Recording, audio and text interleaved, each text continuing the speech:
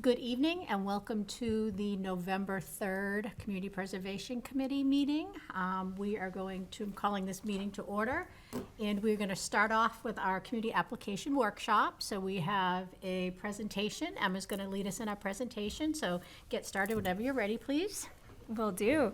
Thank you all. I'm just going to be running through the project eligibility application. That way you can see the status of it, and anyone watching this in the future will be able to see step by step how to go through the application.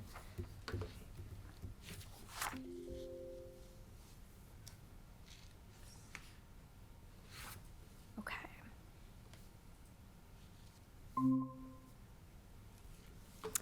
So, to start, you can head over to the town website.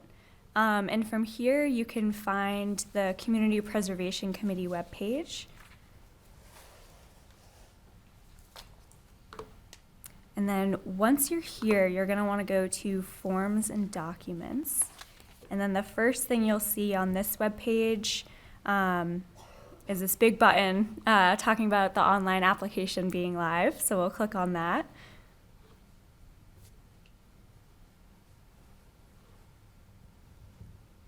Hopefully my internet is not this slow the whole night, but we'll see. And then from here, it's going to take you to the Planning and Economic Development OpenGov page. So this is where you'll see all of the different forms that you can submit for the Planning and Economic Development department. But we're going to scroll down to the Community Preservation Committee eligibility application. And we'll hit Apply Online. Okay, and now this is when you'll be prompted to log in. I'm already logged in right now, so you can see it has my name up here in the corner. But if not, you'll just be prompted to make an OpenGov account. So you'll use your email, your preferred email, and then create a password. And the first step of the application is just confirming your contact information. If you've already completed an OpenGov application before, so if you've applied for a compost bin or some other application online through the town of Shrewsbury, then this might auto-populate, but you can just go through and check to make sure all the information is correct. So that all looks good. It will probably have your address here, or you can enter it if it doesn't. And then we'll go on to the next step. Okay, so here is where you're going to choose the location of the project that you're applying for.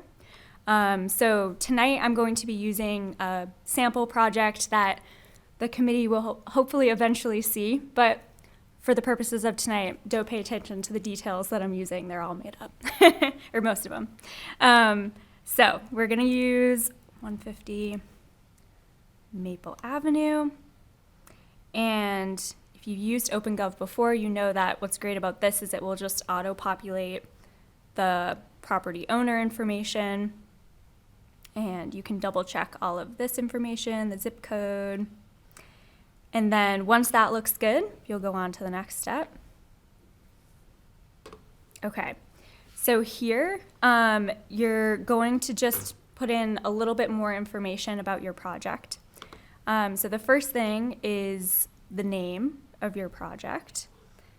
So tonight, we're going to be using Maple Ave Recreation Area, Stonewall, and Pocket Park is the name of the project.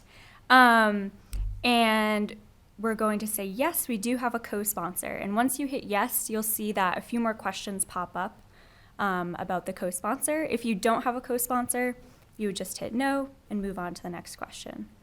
But we'll say yes for now. And we are going to say the Recreation Department, and co-sponsor names. We're gonna put Laurel and Kevin in there. Okay. And then you'll also be prompted if there's any other information you want to add in about partners on the project that you're going to be applying for. You can do that as well. And then this is just a yes/no question if you've contacted the Planning and Economic Development Department, which we always recommend you do before submitting an application so that we can give you some tips and help connect you to the right people if you're looking for co-sponsors or partners.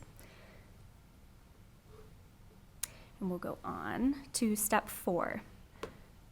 All right, so in this step, you're going to choose one of the 4 different categories of projects that the CPC gets, which is open space, recreation, historic preservation, and community housing. If you're interested in learning more about those categories and determining what area your project would fall into, this is a hyperlink right here to the Community Preservation Plan. So if I click on that, you'll see in the plan that there are some very detailed sections about each category. So for example, if you wanted to learn more about community housing, you can go here and you can read more about that. And that can help you determine what category your project will be. But for now, we'll jump back to the application. This is going to be a recreation project. Okay, and now step 5, this is where you're going to determine what type of project it's going to be. So there's a few different options, and I also will say that this drop-down menu that has type is dependent on what you pick in the category section. So for example, if you picked community housing and then went to type, you can see that the rehabilitate and restore has a little addition there that says only if acquired or created with CPC funds. So very helpful, makes it a little less confusing. So yeah, we'll choose recreation for now. And if you're curious in learning more and helping to determine what area your project is, there's another hyperlink here, which I will show you. It goes to a really handy graphic.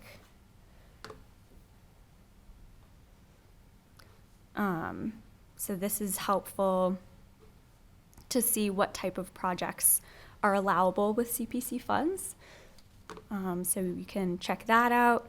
And again, if you ever have any questions or you're unsure what area your project falls in, you can always contact the Planning and Economic Development Department. But we'll jump back to the application. And for this one, we're going to say, rehabilitate, restore. Okay, step 6. Please give a description of your project. So I have a little something written up that I'll add in there. Okay. So this can be as brief or descriptive as you want it to be. As the application process goes along and your application goes before the committee, there'll be time to get more details about the project. So it's okay if it's not a super in-depth description at this point in the application. And the next question is, which town meeting do you want to be considered for, annual or special? And there's also an option for unsure. So we'll say annual for this one. And here's also a hyperlink to the town meeting webpage on the Town of Shrewsbury website. So if you want some more information about what town meetings are and how they work, you can click on that. And then this last question says, are you ready to complete and submit a funding application at this time? It is not required to submit both an eligibility and funding application at the same time. However, some applicants are ready to submit both. So if you are, you can hit yes, or you can hit no, not yet. So if I hit no, not yet, that's going to bring me to step 7, which is an attachment template. So this is the co-sponsor consent form. So earlier in that application, when it asked if you had a co-sponsor, you would be required to fill out this form. Which is what step 8 is, actually uploading that form. If you chose, or if you didn't specify that you had a co-sponsor at the beginning of the application, then you will not be prompted to submit a co-sponsor consent form. However, if I go back 2 steps, and I hit yes, I'll show you what that looks like if you are ready to submit a funding application at this time. But before I go any further, I want to ask the committee if there's any questions before I keep going. Pretty self-explanatory. Okay, perfect. Good job, thank you. Of course. So I'll very quickly run through what the funding application looks like. So again, this is what it looks like when you're submitting both at the same time. But if you're submitting the funding application later, it will be the exact same questions, just a separate application. Okay, let's get into it. Okay, the first question is about your project purpose and goals. So this question asks you to reflect on the priorities outlined in the Community Preservation Plan, and specifically the fiscal year goals of the CPC, the heat map, and then also the plan's topic sections, which are those sections we talked about based on the category of project that you're doing, open space, recreation, etc. And the Community Preservation Plan is linked here again. So if you need to refresh yourself and go look at any of those goals or details, you can open it from here. I'm gonna paste in what we have for this project. Okay. And then we'll go to the next step. So this next step asks applicants to describe your project budget. Please indicate other funding sources or opportunities. And you'll also notice that at the bottom of this question, there's a collection of potential non-CPA funding sources. And then also the question asks you to indicate if you have pursued any outside funding sources that are not CPA, and whether or not they've been successful. So I'm going to open this spreadsheet just to show you what it looks like. So these other potential funding sources are broken down by project category. So you'll notice that there's open space, and it's also broken down by what type of funding it is. So yeah, recreation, community housing, and historic preservation are here as well. So as you're applying, feel free to look through this spreadsheet and see if there's anything that could potentially fit what your project is doing, and would make a good fit for funding or additional funding.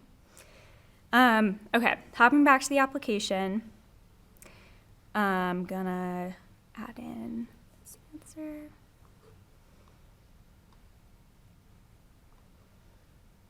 Okay.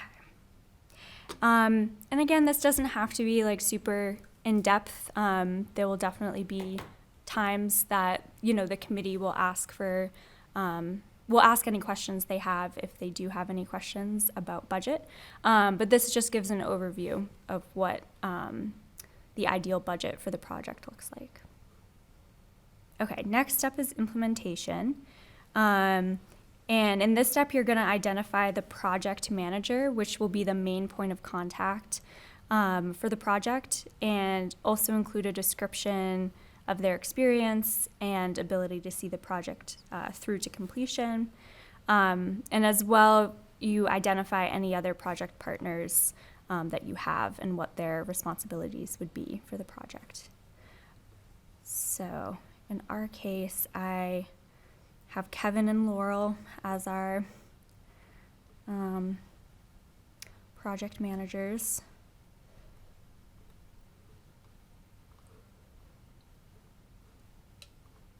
Okay. Oh, and Griffin, I added you in here too. All right, next up, timeline. So this, again, does not have to be nailed down specifically, but just to give a rough idea of what the schedule of the project will be. So this would include elements of construction, as well as the timing of other expenditures. And we always recommend a quarterly schedule for CPC projects because that's normally when project managers are asked for updates about their project is on a quarterly basis. So that's why we recommend that schedule.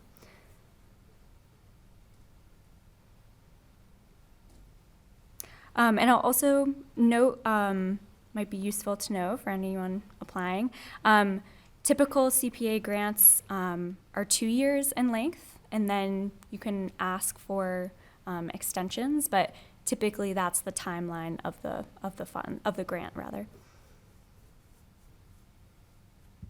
Okay, next is maintenance. So again, pretty self-explanatory. But if there's any maintenance that will be required of your project, this is just asking who is responsible for it and how it will be funded.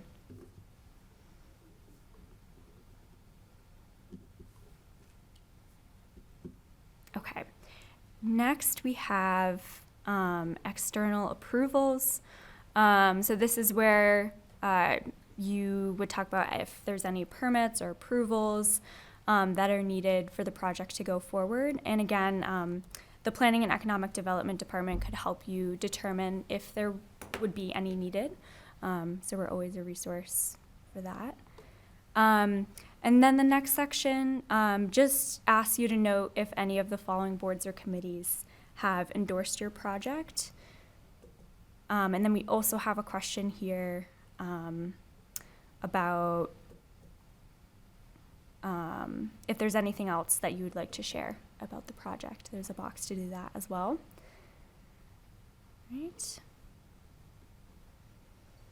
All right, and then the last few steps are similar to what was at the end of the eligibility application. And because we're submitting both the eligibility and funding applications at the same time, we have both the co-sponsor consent form and the project budget form here. If you need the templates for those, these are clickable links. You can click those, they will open up, you can fill them out. And then on the next page, it will ask you to upload those. So as you can see, only the co-sponsor form is required because we said we had a co-sponsor. And then the project budget form is required for all CPC projects. And you'll notice that there's also some other optional files here as well to upload. So this really depends on the project, on who's applying for the project and what the project work entails. But there's letters of support, some other useful documentation. And if there's ever an instance where someone submits a project and then later we realize we need one of these, you can go back into the application and submit those if needed. I'm just going to upload these so that we can get to the end. This is the last step. All right, we'll hit next. And then you'll also have an opportunity here to just look through what you've done before you officially submit it. So once everything looks good, you'll hit confirm and submit. Perfect, and it's all submitted.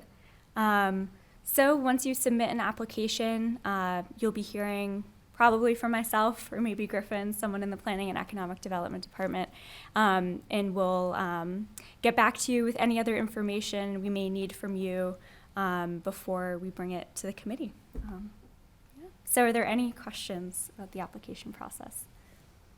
I have a quick one about, is there a print option on here? If somebody wanted to print out their application?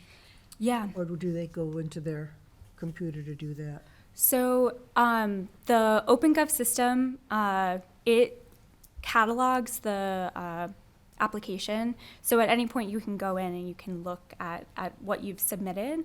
And Griffin, you might know better than me, but I'm pretty sure there's a way you can print it as well. So after your application is complete, you can absolutely print it and have a hard copy if you'd like. But as far as printing it and filling out the information, that's not available.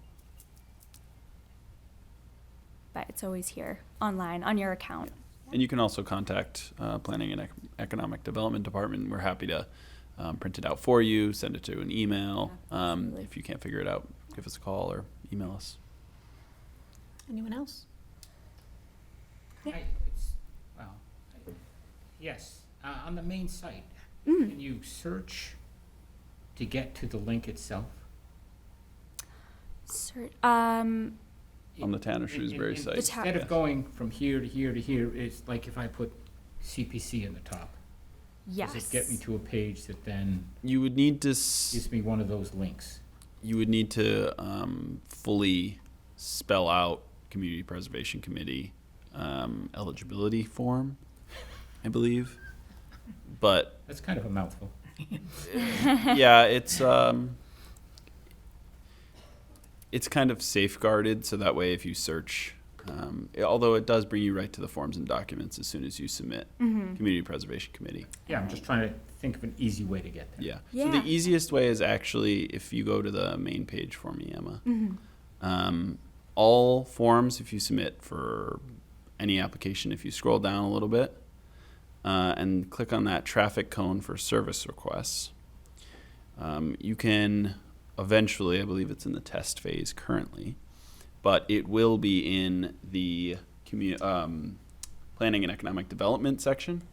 Oh, Um, yes, I moved it, so it is there. Oh, okay. Yeah. So you can click on the Planning and Did I just go by Yep. it? it's that one. You just click right on that, and that is the page right there, and there they are right at the top, funding and eligibility. All right, okay. So Okay. it's right on the home page. We can also put that little section in the video. Okay, oh, just trying to get people. Yeah, that are that's I Yeah. think the quickly as fastest way.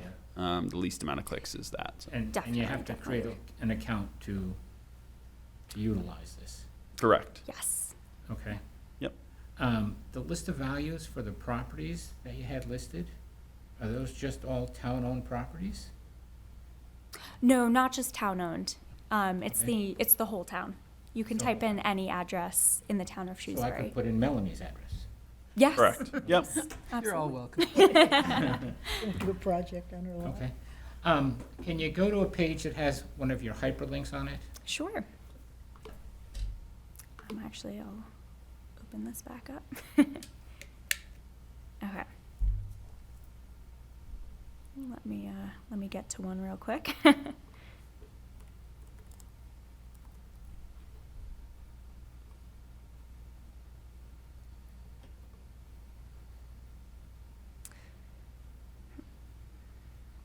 just gonna enter some gibberish. Okay. No co-sponsor. No. So also just a quick note while she's getting to the page with this. There we go. If you select, theoretically, if someone were to select no co-sponsor, no, we haven't talked to the Planning and Economic Development Department, that would be a cue to myself and Emma to contact this applicant immediately and kind of help guide them. That's mostly a cue for us to have both of those questions. If they've contacted us, we already have that history with them, so we know, but they haven't found a co-sponsor yet. Allows them to have the availability to then still apply, get through the eligibility, and then we can help find them that co-sponsor. Sorry, I have an IT background, and maybe I'm just being nitpicky, but I No. don't see that community preservation plan, it is a different color, but it doesn't seem like it's a link to me. You know? I do. I'm just coming from that angle, Mhm. right? Is that intuitive, right? And I love the Yeah. fact that you have these links in here that go to other sections and go to funding and things like that. Those are all tremendous. Mm. But I just want, them to be intuitive. Yeah, as far as the visuals of it, that's kind of the best we can do within OpenGov. Yeah. We talked with someone in the town manager's Can't office. Put an underline under there? I don't believe so, because we have to do the coding just to put in the actual link. We can attempt to, for sure. In href, is that what you're talking about? I don't know the exact Oh, all right. coding, but we can definitely try and put an underline into there. Yeah, it's nitpicky, don't worry about it. When you brought up what town meeting to go to, could you put some approximate time, like spring and fall, just in case no one doesn't know? Yeah, no, absolutely. So that's why I actually included the link to the town meeting webpage, Yeah. because I agree with you. You know, I know we know about that, but you know, it's We're in the weeds. right, exactly, yeah. exactly. Yeah, It's town meeting is- you know, yeah. I don't expect everyone to know that. The town meetings, we could put in seasonal. I think people will understand that looking at the webpage too, because that has all the previous dates of town meetings. Okay. And I know sometimes there are multiple special town meetings. Yeah. Like for example, I know there's one in December, which would be winter, not fall. So I don't want to confuse people more. So There's a town meeting in December. There is, they just December, announced yeah. it today. Could you put next A special rather than town unsure? meeting in December. yeah. Yeah, we could also add a fourth option Yeah. next. Would Yeah, you rather absolutely. unsure as well as next, or just next instead of unsure? I don't know, what does everyone think? I think unsure allows the committee to say to the applicant, like, oh, we think that you're good for this Yeah. next town meeting. Okay. If they're unsure, I think that it's up to your jurisdiction. So maybe add next, because that way they don't have to figure out what is next, because Okay. next would be December 17th. Yeah. Right. I only got two more. Yeah, no, go for it. On the timeline page, Mm-hmm. you verbally said it's not required, but there's no text in there that says it's not required. I don't believe I ever said that it wasn't required. I believe I said it's okay if it's not an exact timeline. But a rough timeline is obviously very acceptable, but it's still a required question. All right, I'll give you that one. All right, on the commission approvals, Mm-hmm. I believe the park commission has to have approve anything that happens on park land. And Yes. the park commission isn't listed there. So I should specify that's not an exhaustive list Okay. of, right. you know, commissions, All right, boards, all right. bodies that have to approve. That's more so just so that those committees that are listed, they have an idea of what projects might come forward. That way, you know, they can be involved with that if desired. But it's not a requirement, and Okay. like you said, like eventually as projects go along and once they're actually in motion, they'll get all the necessary, you know, stamps of approval that they need. Oh, all right, so, great job, by the way, as my closing statement. Thank you, I appreciate it. Any other questions or Anyone else? comments? Almost set. I have a couple. Yeah. Sure. So if I do the eligibility and Sure. opt not to do funding. Yep. I see there's a separate tab for funding, but how does that know which project I'm trying to do a funding application for? So when you, here, actually, I can pull up what that would look like if you just opened the funding application. Give me one And most likely, people are gonna only have one, but someone might have more than two, Yeah, no, that's a great point. or more than one. Or there may be one project that actually splits into two categories. You know, open space with low-income housing, Mm-hmm. affordable housing. My internet is taking its time. Okay, so this is what it would look like if you were to open the funding application. You'd have to just confirm. This is true of any OpenGov application. You have to confirm contact info. And same with the parcel.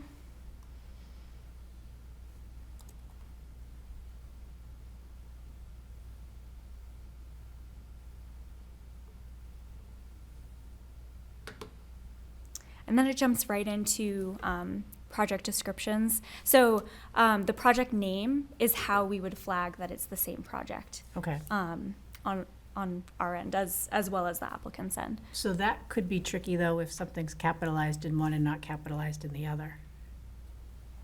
It's not Right. an automatic flag, it would be a visual flag for us. Yeah, yeah. Okay. So we'd see the We- same applicant, we'd see Okay. the same parcel, we'd see a similar name. Okay. And we would.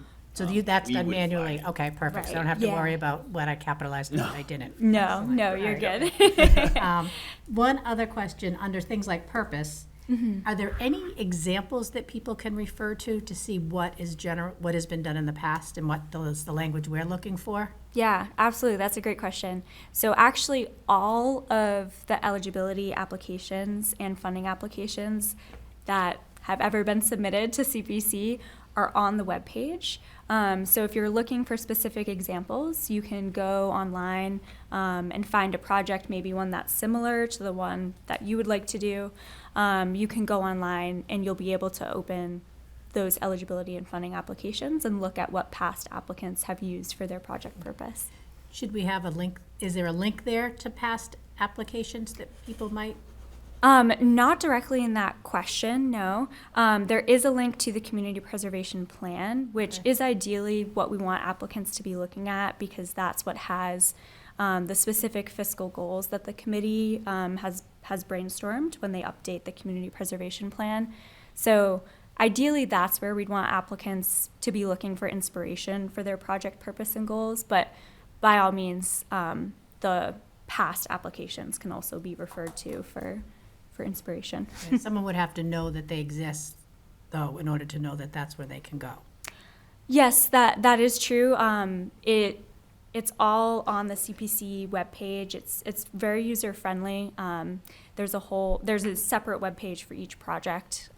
So anyone who has found this application through the CPC webpage will have seen those past projects and all of Okay. that information. All right, good. All right. Well, I think this is great. From someone who has submitted multiple applications, I think this is certainly a step in the right direction. So this is great. Thank you both for all your hard work on this. Yeah, thank you. Appreciate it. And if that wraps up this section, we will move on to our second agenda item, our third, which is to review and approve the minutes. So I will entertain a motion to approve the September minutes. Second. Any discussion on that? I was not here, can I? You in can September? abstain. I have to, don't I? Yep. Yep, okay. So all those in favor? Aye. Opposed? Abstaining? Abstain. Motion carries, and we have the same for the October minutes. Is there a motion to accept the October minutes? Motion to accept. Motion. Motion, we have a second. All those in favor?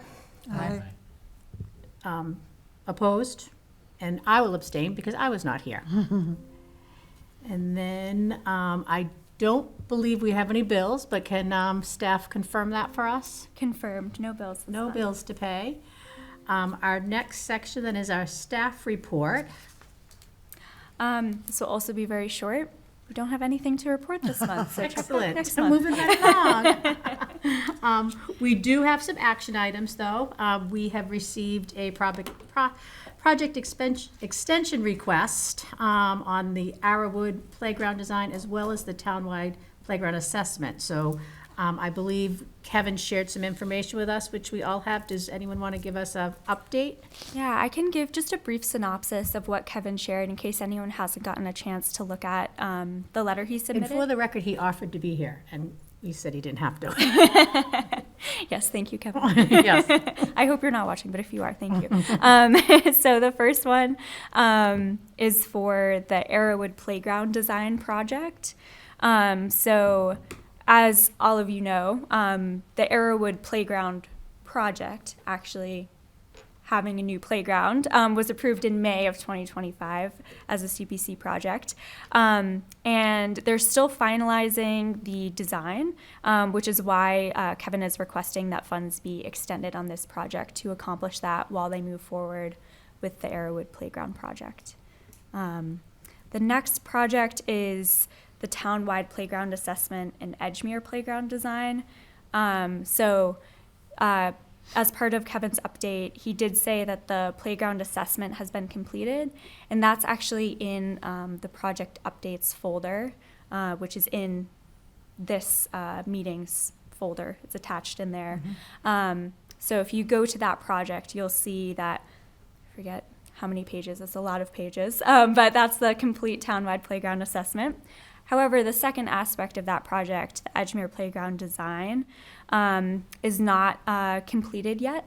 So Kevin is asking for an extension on that. Any questions about that? And we need to vote on these, and we need to vote on them separately, correct? Correct, So do yeah. we have a motion to allow the extension on the Arrowwood Playground design? So moved. Do we have a second? Second. Any further discussion? All those in favor? Aye. Opposed?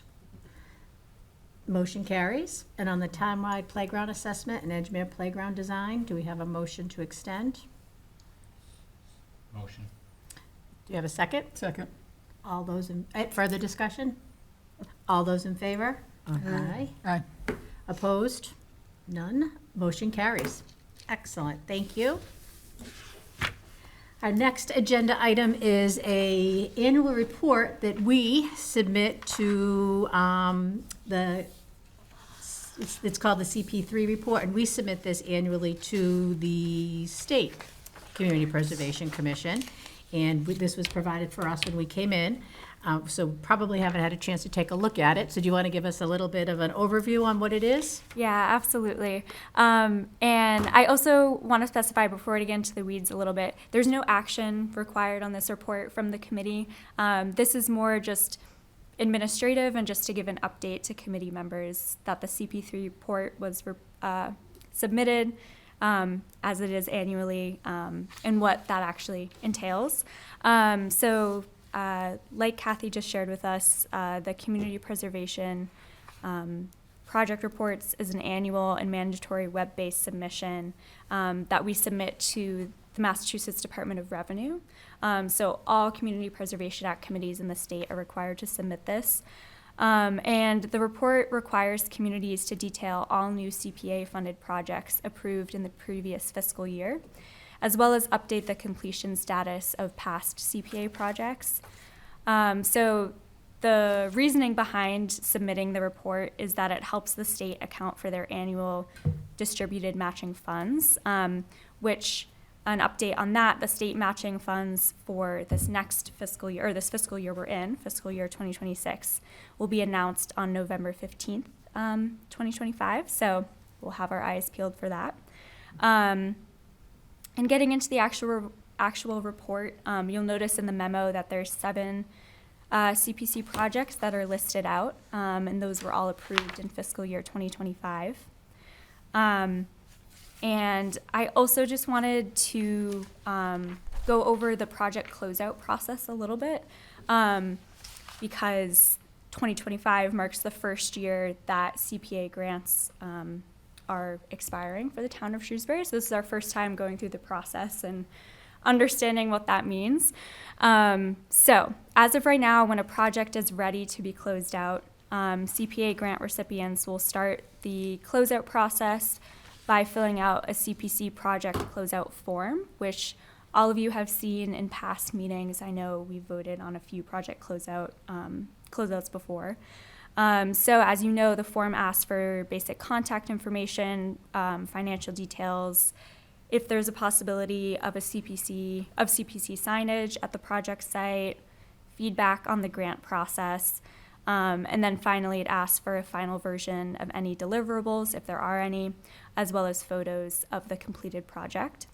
Grant recipients are also specifically asked if all final invoices have been processed, and also to contact the planning department if they know there are any unspent funds remaining in their CPA account after their final invoice has been paid, which gets me into the next aspect of project closeouts. So, as all of you know, there are some projects that do have unspent funds, and they are completed. So, any funds that were allocated to a CPA project but were not expended at the time of project closeout will be returned to the CPA account from which they were originally allocated. Because town meeting members voted to approve the appropriation of funds to CPC projects, it is required that town meeting members also vote to approve the return of unspent funds back to those accounts. So the first round of those returns are intended to be voted on during the 2026 annual town meeting, and subsequently returned to the CPA account they originally came from. Once funds for completed projects are officially returned, that's when their status will be changed to completed in this next CP3 report that we do in August of 2026. Projects that don't have any remaining unspent funds at the time of closeout are also marked as completed in the CP3 report. But I just wanted to give a little clarity about the fact that we will have warrants for the next town meeting that are basically just returning the unspent funds back to the CPA accounts that they came from. Yeah. That's great, because think about it. That's a good thing to Town have. meeting members vote $350,000 for the Dean Park basketball, right? Now they're gonna see. I can do that. Now they're gonna see $90,000 come back, and it may give them better thoughts on approving CPC projects, because money could get returned. Definitely. Any questions or comments about the CP3 report or the process of returning unspent funds? Is the timeline on the closeout, if they've completed the project within the 2 years, how long do they have before the closeout? You know, So, do they do it right away? Do you have another 6 months to, year? no, that's a great question. So ideally, it would be at the end of those 2 years. That's when the project managers are contacted. However, sometimes that's not exactly when we get a response or we get the project closeout. And this is also, like I mentioned earlier, our first time going through this process. So I think we're still working out some of the kinks on how we can make that process as efficient as it can be. So I think, especially by this time next year, we'll have a much better idea about what works well as an efficient project closeout process. But ideally, to answer your question, it would be at the end of those 2 Right. years is So when. an extension isn't needed for the closeout? Correct. Project extension. Yeah. So for example, the 2 projects Right. that Kevin Esposito asked for extensions on, those the grant technically expired at the end of those 2 years, but he's asked for an extension, Right. which you all have granted. But yes, if no extension is requested and a project is For a completed, closeout, okay. that would be the ideal process. So what do we have coming back? I know we have the basketball court. What else will we be seeing money So- coming back for? Yeah, that's a great question. Girl, Let me pull up. Oh, right. My tracking sheet. So Gail just said pergola, so that's one. I think it's the pergola. Yeah. Because we funded that, That's right. and, Yeah. but then they opted not to do it. Right. Okay. Yeah. There was a balance, I think, on that, 58,000 or something. It's in the October folder is the budget. Okay. Yeah, I don't have the exact figures of how much is coming back from each project in front of me. But I do know there are a few. Okay. And we will most likely have updates about that at the December or January meeting. Okay. We want to present a quarterly budget to you all so you can see that Okay. figure, especially as projects hopefully roll in for the next town meeting. You have a better idea of what the Money. financial situation will be, yeah. And that leads into one of the projects that was approved in May of this year, and that was the Jordan Pond multi-use. Yes. What's, So if the Mass Trails grant was not received by the town of Shrewsbury, I will double check what that will look like, but my assumption would be it would be the same process as for Dean Park and the pergola. It would have to go back to town meeting to then be reappropriated back into the CPA account it came Do we from. wait the 2 years before? No, I No. don't believe we'd have to wait the Okay. 2 years. No. Okay. Is there any other source of funding we can use for that? That's a great Keep question. it going?